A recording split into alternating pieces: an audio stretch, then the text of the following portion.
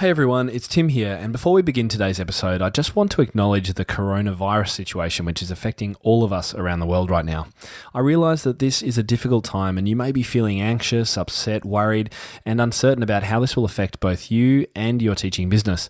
In order to stay as current as possible, we'll be releasing new videos and articles regularly on the blog, social media, and YouTube to help you navigate these challenges. We'll share advice about deciding whether to continue teaching in person, how to protect yourself if you do, and how to switch to online lessons if and when the time is right for you. If you're a Top Music Pro member, you already have access to webinars, discussions, and expert online teachers ready to answer questions in the forums, and we've got more workshops and courses on this topic in the pipeline. If you've got any questions, then we've set up a quick voicemail service. You can leave us a voicemail at speakpipe.com/topmusic. That's speakpipe.com/topmusic, or just send us an email, support@topmusic.co.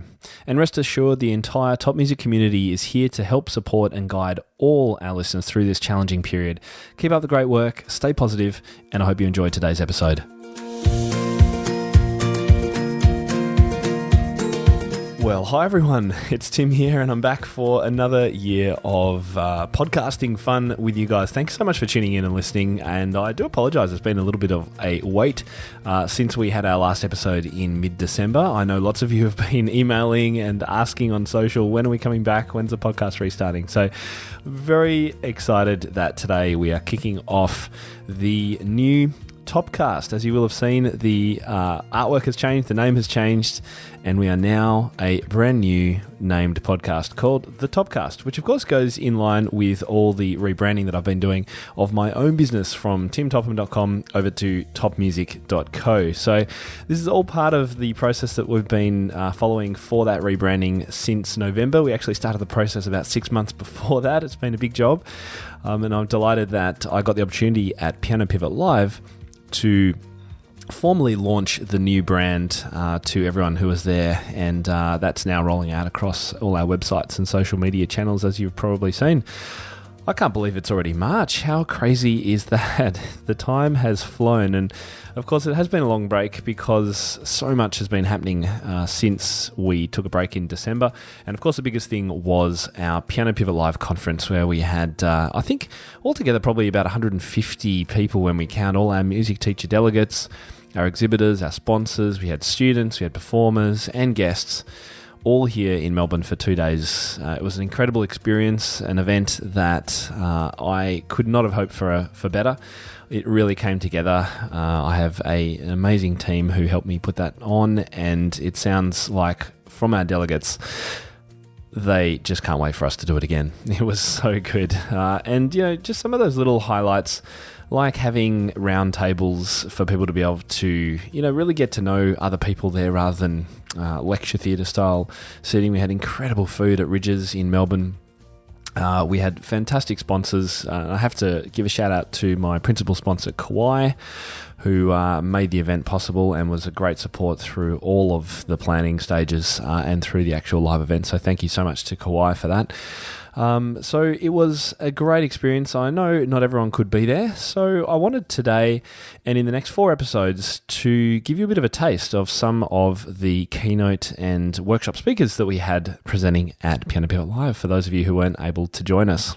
It was an absolute delight being able to choose from scratch my favourite speakers to speak at my own event. And I had a list of names of the people who I'd seen present before, people who had been on my podcast, authors of books, other bloggers, and amazing teachers from around the world who I asked to come and join us, and many of whom were able to do it, which was wonderful.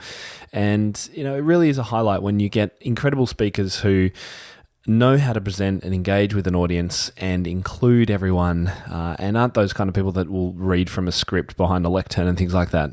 And that was the case with all of our speakers. And the 4 who I'm going to be introducing you to this month, I'm just going to keep under wraps. We're going to introduce them one by one, starting with today.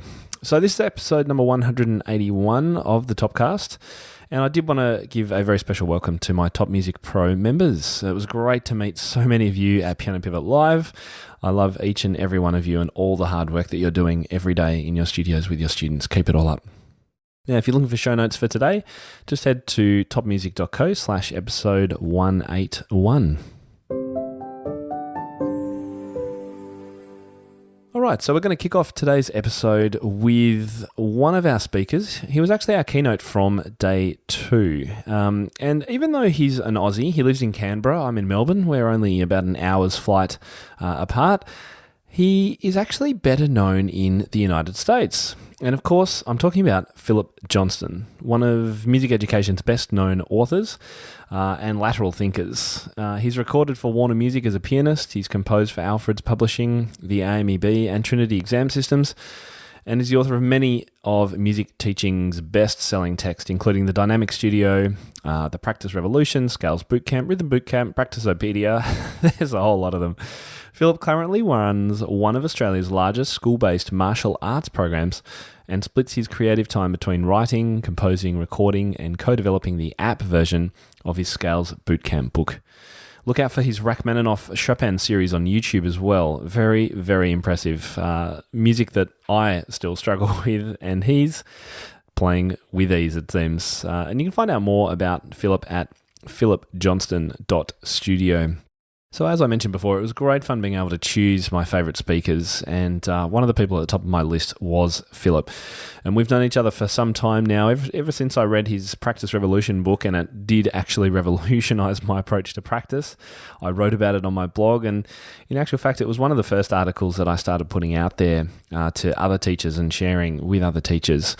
And we connected pretty soon after that and have kept in touch ever since. And it's just been wonderful to see all the different things that he's been putting out for music teachers. So at Piano Pivot Live, he took a bit of a different approach with his session, and everyone was like, it was so much fun to watch. And so if you haven't got a virtual ticket yet, I'll tell you about how to get those later, where you can actually watch Philip presenting on stage and see his slides all in our virtual lounge. It is a really funny presentation, and it's a really thought-provoking presentation. So here's the premise. Philip said, if you had $100 million to spend on designing, constructing, and fitting out the world's best resource piano teaching studio, what might it look like? We'll take a tour inside one such facility and discover how all those insane new teaching options are easily achievable with technology you've already got. So with that being the premise, let's jump in and hear Philip on stage at Piano Pivot Live 2020. Tim hasn't heard me speak before, but one of the things that I do is I usually pack 5-hour presentations into 45 minutes. So we absolutely will not get through all of this. But this is all based on something I saw on April 23rd last year, and you all probably remember where you were if you saw this in the news, and it has nothing whatsoever to do with music teaching. Now, this gentleman here, we have Marco Franco, I think his name is, and I'm not sure if you can make out on the screen, but $768.4 million is what he won in Powerball. And to put that in perspective, the .4, which has been so casually appended to the end of that, is worth $400,000. And I don't think he even notices it. Now, the reason that's interesting, it's not possible to hear something like that and not to start spending it vicariously. You all are right now. Right? And so it got me thinking that given that fires up people's imaginations so effectively, and I want your imaginations fired up today, it led to a thought experiment. And so what I want you to imagine is that you have a former student, not even necessarily a good student, it doesn't matter, but they really enjoyed their lessons, and they've gone on to Silicon Valley and they have done big things. With Zabadoodle here, please don't Google this, I've made this up, all right? So this work with me here, it's all hypothetical. And gone on to such big things that, grateful for piano lessons that he enjoyed once upon a time, he has decided to gift you with $100 million on the condition that you use every cent of that to outfit the world's most incredible piano teaching studio. And right now, again, and you can't help it, you're starting to spend that vicariously. And that's where I want you for all of this. And I want you swapping ideas about this later on. And if you think of things that I didn't talk about today, and you will, I'm going to be around, so come and talk to me. And I will shamelessly steal those ideas. And if I do this presentation again down the track at some point, I will reuse them. So that's all good. So you'll be thinking about this now. And I thought to actually help with this, I want you to picture a few different things. I want you to picture what you'd build. I want you to picture what you would then equip this building with. And then probably a more difficult question, but I think it's the most interesting question, is how much, if at all, would your teaching actually change, even if you were the proud owner of this $100 million studio? And the whole point of today is that that'll tell you a lot about your current studio. It'll tell you a lot about your priorities, because this really is, you can do anything with $100 million. It'll tell you a lot about what's possibly missing from your studio.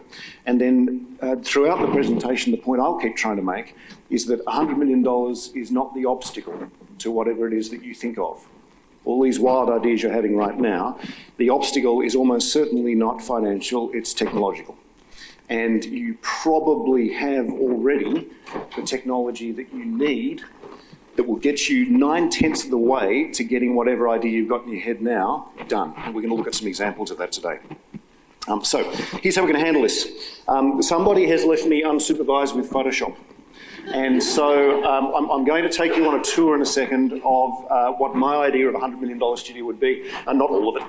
We're going to look at 6 spaces in particular in this incredible resource. And we'll do a little daydreaming about how cool it would be if that was actually yours. But then we will stop after each one and have a look at how you can actually produce or reproduce the essence of whatever the idea is that this seemingly impossible resource unlocks for your studio by using stuff that you probably already have, but by using it a little differently. So here we are. We've got $100 million. There's time to create a brand new studio. The first thing we're going to do, though, is we're going to get a logo. And the reason we're going to get a logo is that half the time today I'm going to be talking about hypothetical studios, and the other half I'm going to be talking about things that are very real, and I don't want you mixing up which is which. So we're going to have this logo you're about to see is for all the hypothetical stuff, the $100 million studio that doesn't exist. And the good news about having $100 million is you can afford a good graphic designer. And so I thought I'd show you some of the contenders. And I wasn't too wild about these. These look like what's in the top left-hand corner of most piano teacher stationery. And so I wanted something that was tasteful and classy, something that says professionalism and artistry. And so for our $100 million studio today, I've decided to go with this, which I know, I think it's subtle, it's timeless. And the great thing about timeless and subtle logos is you can use them anywhere. So I've got a student here who's rocking this on a T-shirt. And then to prove my dedication to Piano Pivot, we actually went and road tested this in a public setting to see whether my phone might ring or not. And so here we are. And so far, in fact, my phone hasn't rung, which is a good thing because, and the whole reason we're looking at the logo now, this studio does not exist. All right, so you can't call it. All right, so we're across this distinction now. Okay, so let's have a look at the studio itself. I don't know about you, I've done most of I taught piano privately for 20 years, and I did most of my teaching from home, from converted living rooms or converted bedrooms, and there wasn't lots of room. So the very first thing I've decided we'll have in our $100 million studio is there's going to be plenty of space, so the kids in my town, when they're going to piano lessons, are now coming here. Yes. So there's possibilities inside this. I showed this. I showed this graphic to my son looking for praise, and he said it looks like one of those buildings that gets blown up in the final 10 minutes of James Bond movie. Anyway, that's piano lessons. So we're going to take a look inside. There is plenty of space, and the teaching resource that I want is actually on the first floor. So we're going to go in past reception and past. Now we might actually revisit this if there's time, and there won't be. The parent conferencing suite, and then down the corridor to the metrics lab. Now, the reason we're starting with this is I wanted to start with something that I don't think you would have thought of in that little vicarious thinking burst that happened right at the start of all of this. It occurs to me that piano teachers, if you strip away the art from all of this, and we really do find that difficult, and I'm happy to talk about that on another day, we are actually at our essence coaches. And if I was spending $100 million fitting out the world's most amazing piano teaching studio, the very first thing that I would do is I would speak to the finest coaches on the planet. And it doesn't need to be music, basketball, football, tennis, athletics, gymnastics, and I want to find out what it is that they are not only able to do, but things that they are only able to do because of resources that they have that perhaps we don't. And on that enormous list of resources they have that we don't, because some of you will have noticed that some of those activities I mentioned a second ago are a little better funded than music is this one is king of them. It is the capacity for the student that you are working with to see exactly what it is that you just saw, and for you to be able to draw attention to the aspects of all the things that are going on that you want to focus on right now. And so we have a tennis serve here where the conversation as a tennis coach, and it rhymes with the conversations we have as piano teachers about pedaling or dynamics or whatever else. We want them to focus on the angle of the forearm prior to the serve. We want them to focus on the positioning of their feet, and we want them looking at the sight line of the ball toss. And they are looking at all those things, and they can't help but look at all of those things because we've highlighted for them with a little graphic help. Strip away those little yellow lines, and they are free to focus on absolutely anything, and the big picture is something that, by definition, you can't focus on. And as piano teachers, we spend most of our time not telling the truth. We will hear somebody play something, they will get 75 different things wrong, and we will choose to ignore 74 of them and focus on one right now, but how do you get the student to focus on that one as well? Now, the way we do it is that they take our word for it. They will play something, and then they will look to us, and they're waiting. And we give them the feedback, and we tell them that, we always say something nice first. That was very excellent, and I love how you play. And then we get to number one on our list of 75, which is, however, we do need to talk about your pedaling. All right, and so and the student, and the reason they were pedaling badly in the first place is because they can't hear it, now takes your word for that, and they will nod and they will obediently do all the things that you ask for with pedaling, but at no point was this their idea. Tennis coaches, instead, can do what I call same side of the desk teaching. The student will do something, and then they'll say, come over here, have a look at this. And then together on the same side of the desk, they're able to analyse this, and it means then the thing they're fixing, the student actually probably spotted in the first place, and they spotted it because we steered their attention to it. But because they spotted it, they're now more invested in fixing it than they would have been otherwise. So how does this look with music? And the whole idea of looking with music is a little strange because this isn't an oral thing. And not many of the things we're fixing are based on how they actually look. So here it is in the studio, and there's immediately a problem. So this particular facility was $4.5 million to build and a lot of testing, and the only downside which became evident after we'd actually gone ahead and built the thing, and I was cross with the architects, is that it takes a 2-year training course for both the teacher and the student to understand anything that's happening on the screen, but everything up here to do with the students playing is actually visible. Not only do you not need a $100 million studio to produce something like this, you can do it a lot better simply by using the following. If you have a MIDI-enabled keyboard, and if you don't have a MIDI-enabled keyboard in your piano studio, but let me put it this way, and we'll talk about this another time too. If I could only have one piano in a piano teaching studio, it would be digital. I would not have an acoustic in there, and it's not because digital pianos sound anything like acoustic pianos. They don't, and the action's all wrong and all those things that you know. It's because it unlocks so many possibilities that you just can't do otherwise. This is one of them. So we've got a MIDI-enabled keyboard of some sort, doesn't matter what. We've got a laptop of some sort, again, really doesn't matter what. And we need a digital audio workstation of some sort, which is a very fancy word for GarageBand, which comes with your Mac in any case, if you're running that, or any of the products down here that you will see do indeed cost less than $100 million. And they are very straightforward to use. Here's how straightforward. That 2-year training course we are about to do in 5.5 minutes for your new resource here with your laptop and your keyboard. It works a little bit like this.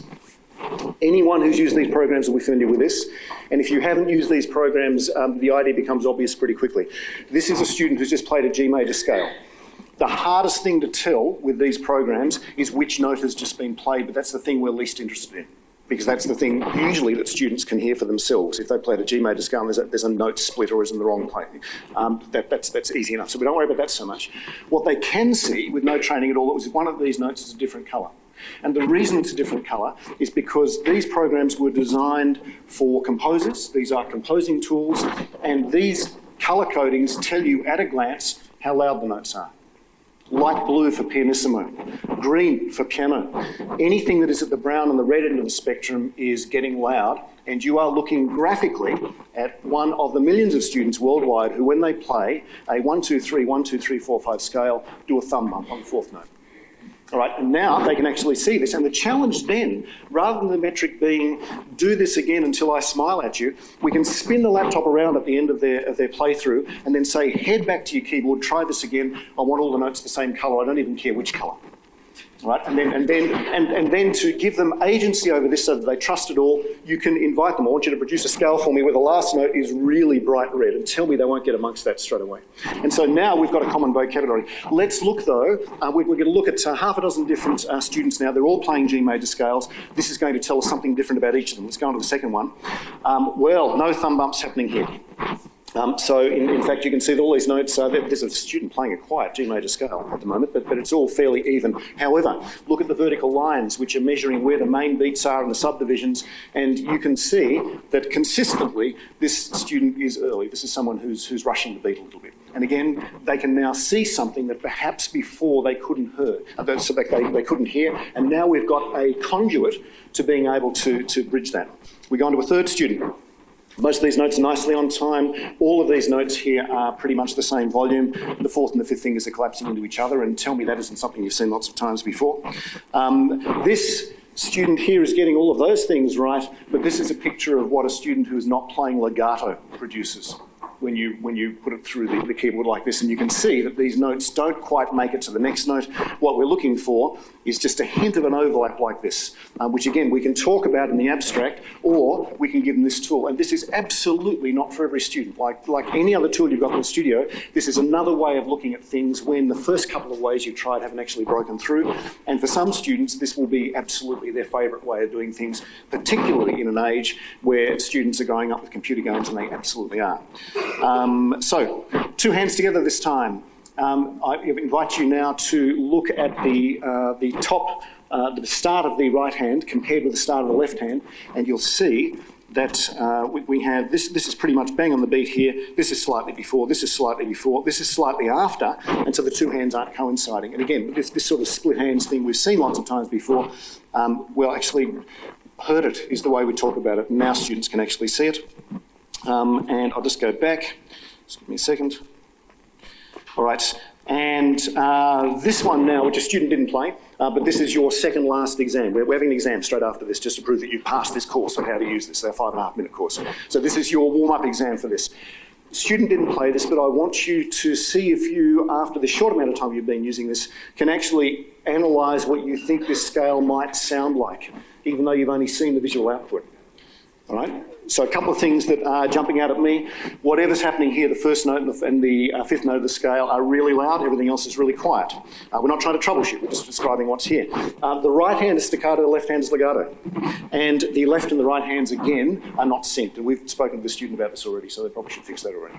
All right, so ready for the exam? We're getting away from scales now. We're going to get into a real-world example now. We are going to analyse our Mozart sonata, but probably not all of them. So I think this will do. So we've got K545 here. First two bars, we have real music up the top. And just again, for those of you who are possibly new to this, and this does all look a little bit like science fiction, these notes up here correspond to these notes that you can see here. Your Alberti bass, which is running through here, and I'll give you 20 seconds now to use your new radiologist powers to deduce what's going on the screen up here. Have a look. All right, so the three things that I spotted is that balance, I think, is an issue here. Unless your favourite note in K545 is the G, which is at the top of the Alberti bass, I would be saying to the student, I'd like to see some more browns in the right-hand notes and really not so many what's going on the left-hand there.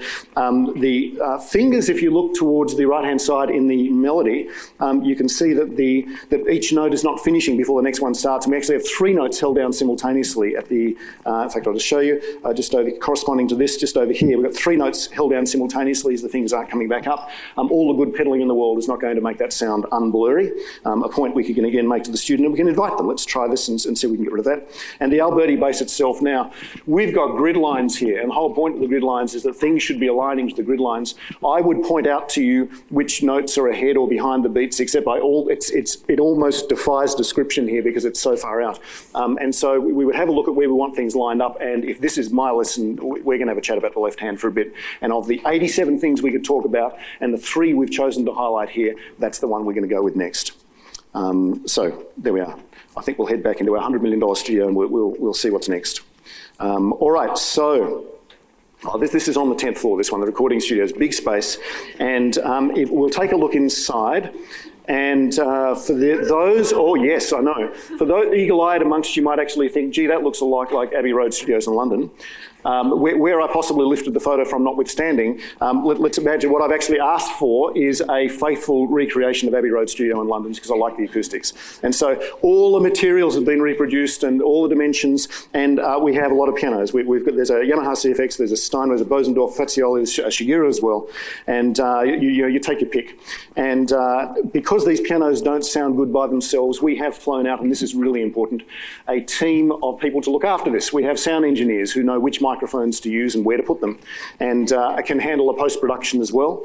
And we have a piano tuner on standby so that pretty much every time a student pauses between movements, they're going to be moving in and tightening the unisons. So we've got $100 million, we can do this, so it's all good. We also have, and it's not in shot, we have a green screen so that we can do video recordings and we can make this look like it's not in this studio, and that's important for reasons we'll look at in a second. Tim did say we were going to block things out today, and part of the reason is I want you to be able to see these in a moment. Of course, video recording facilities, and there is absolutely, since I'm standing at the lectern and it's what I was talking about, there will be a digital instrument somewhere in the room. And don't get me wrong, by the way, if I'm recording in this space, the vast majority of the time I'm going to be using the acoustic instrument, just for those of you who are pigeonhole me later on. So why would we want this? Well, the shareable recordings, obviously. Grandma loves these at the end of the year, and a lot of you do that already. But one of the big reasons why I'd want a resource like this is that not everybody who signs up for music lessons wants to do what is the equivalent of public speaking that is performing. And for a lot of students, it is a colossal nightmare that clouds the final few months of every year, and we all need our studio recitals. But unfortunately, if they don't do that and they don't want to do exams either, then the question is, what is it that we're working towards here? And where is my tangible evidence that all the hard work I've done is actually lived somewhere? If you can make some studio quality recordings, you've got a whole new ballgame for students like that, and there are a lot more students like that than we actually give students credit for. And the reason that we're not aware of that is because a lot of those students quit. And they should be in our studios, and they would be in our studios if they had something to do, apart from the nightmare that is the annual recital. So there's that. It also allows for analysis in lessons. Not all students are going to be invested in the high-tech garage band that we looked at before, and they want to, in an old-fashioned sense, hear what it is that they just did, but they're not going to hear what it is that they just did if the recording itself isn't good. And so these are pristine, and anything that's wrong, that is the performer's fault, because they can hear exactly what just happened.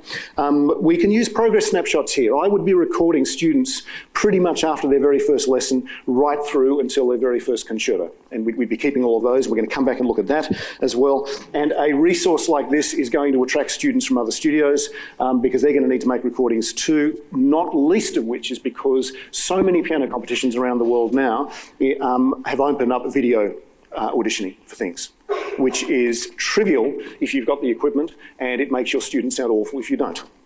Now, this is all well and good, and I like this studio very much, and I all think you would like to have it too. However, there is a budget shortfall of approximately $100 million. And the recording reality check for those of you who, just show of hands, who here has actually recorded students and does from time to time?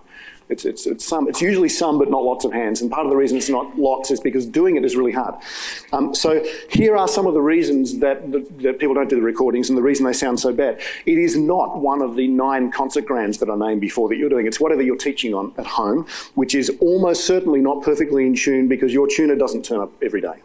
It is badly recorded because you're using the wrong microphones and you're putting them in the wrong position, and you certainly couldn't afford the spectacularly good ones. There is no post-production or mastering smarts on this, so it's whatever you happen to record, probably on your iPhone at the time. It looks like it was shot in someone's bedroom because it was absolutely shot in someone's bedroom because that's where we're teaching, or a lounge room somewhere.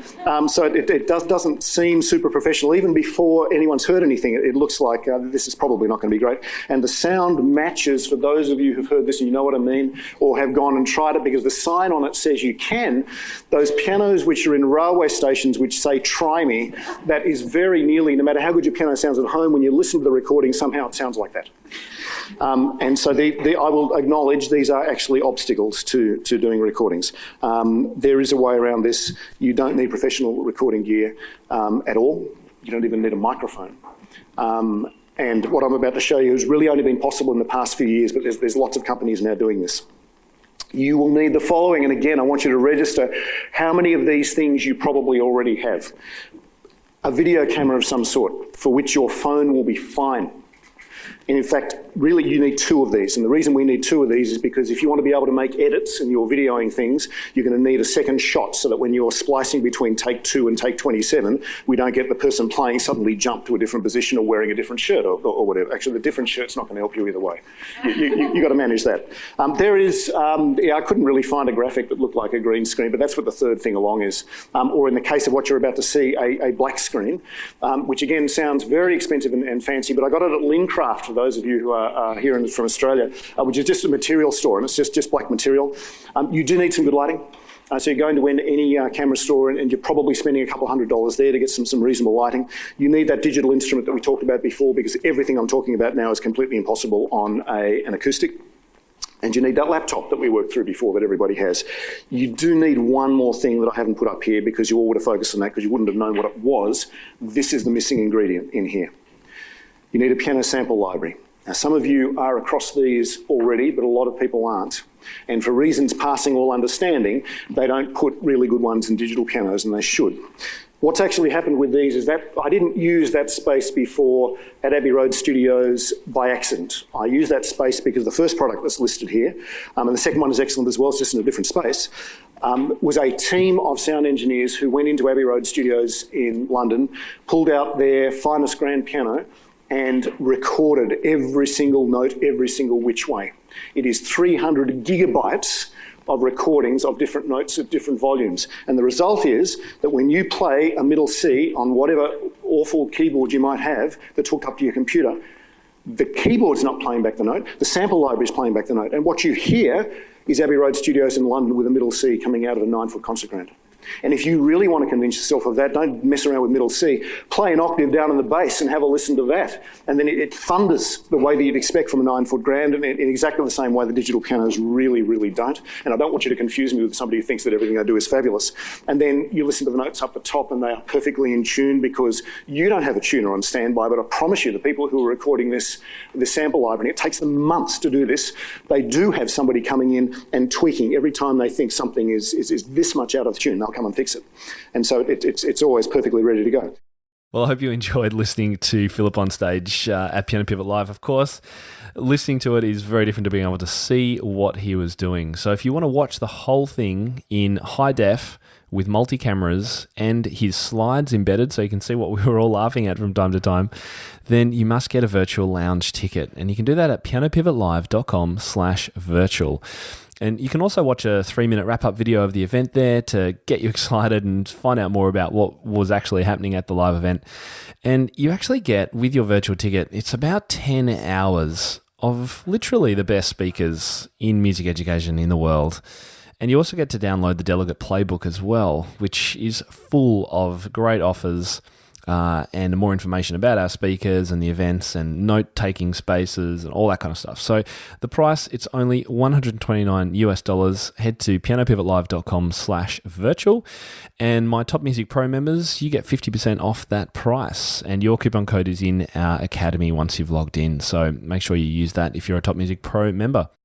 Now, if you did miss Piano Pivot Live 2020, then you must come to our next one. And I'm excited to let you guys be the first people to know that owing to the huge requests and, let's face it, demands from our delegates and teachers, I will be running another one of these events. And it's going to be held in Melbourne in July 2022 with full details to be announced early next year to give you plenty of time to prepare. And the goal with moving it to July is that it will hopefully coincide better with the USA summer holidays and northern summer holidays, so Canada and USA. And of course, we've got the winter holidays here in Australia. So if you are coming in from overseas, Melbourne will be a little bit grey at that time of the year. So make sure you schedule in a trip to the Great Barrier Reef or somewhere a little bit further north where our tropical region is, north of Brisbane, so that you can get some sun if you're coming from the Northern Hemisphere and want to get some sun while you're in Australia. So more details about that to come, but I just wanted to give you a little bit of a teaser of that. And I hope you enjoyed listening to Philip. So next week on the podcast, we're going to have another Piano Pivot Live speaker featured. It's going to be Nicola Canton, who travelled all the way from Ireland to present with us a couple of times over the 2 days. And in next week's episode, I'm going to be sharing her talk, which was titled Inclusive Piano Teaching Tactics, how to reach the students who need music most. I'm Tim Topham, and you've been listening to the Topcast from topmusic.co. See you next time.